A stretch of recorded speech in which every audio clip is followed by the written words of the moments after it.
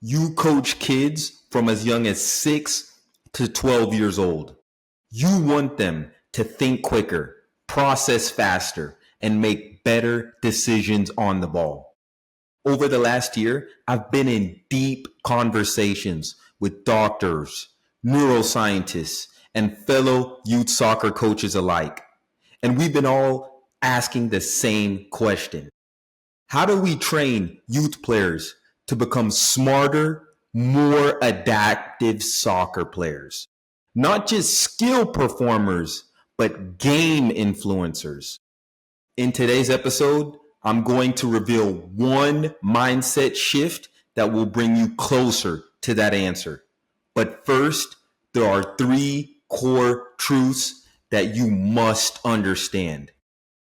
Number one, every action in a game involves multiple variables. No move in a game is executed in isolation. Every touch, pass, dribble, or shot is shaped by space, pressure, movement, and emotion.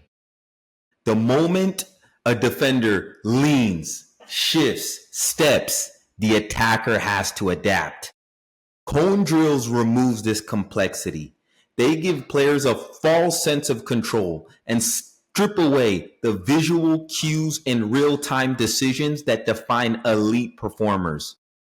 By drilling predetermined movements, we eliminate the very thing that players need most: perception-based decision making.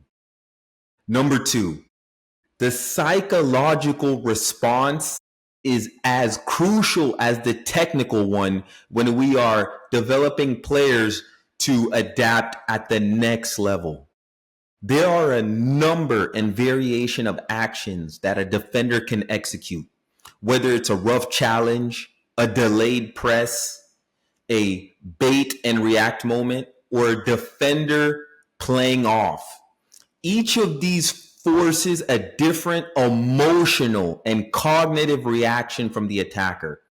If training doesn't stimulate emotional pressure, it won't prepare players for the storm of the game. A cone doesn't body check you. A cone doesn't sprint at you. A cone doesn't throw you off your rhythm. We need sessions that stir emotions, not just correct and obsess about form. The more we expose players to real challenge, the better they'll handle chaos when it matters. Lastly, number three, technique is defined by outcome, not a specific body part. Ask yourself, what makes a play great? Let's take one of my favorites, Dennis Bergkamp's goal for Arsenal against Newcastle. Let's take a look.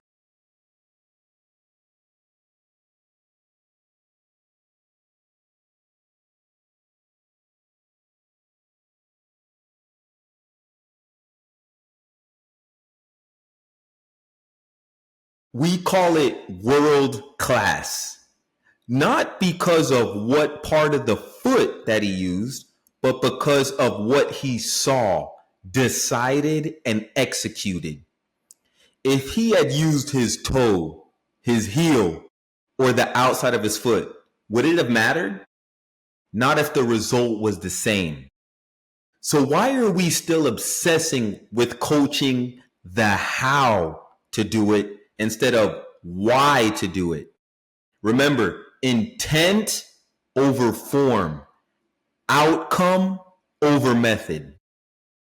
If you choose to obsess over technique using cone drills, just know what you're giving up. We live in a time where street soccer is nearly extinct. Free play is rare. Kids don't get dozens of daily reps on their own anymore. So your session might be their only shot this week to develop game intelligence. Do your sessions teach players to adapt or just to repeat? You don't have to eliminate cones, but if you're going to use them, reduce the time spent, Lower the significance you attach to them. Make sure your players are still learning to solve problems, not just constantly repeat the same movements, because this is not game realistic. That's it for today's episode. Stay tuned at EvoToca.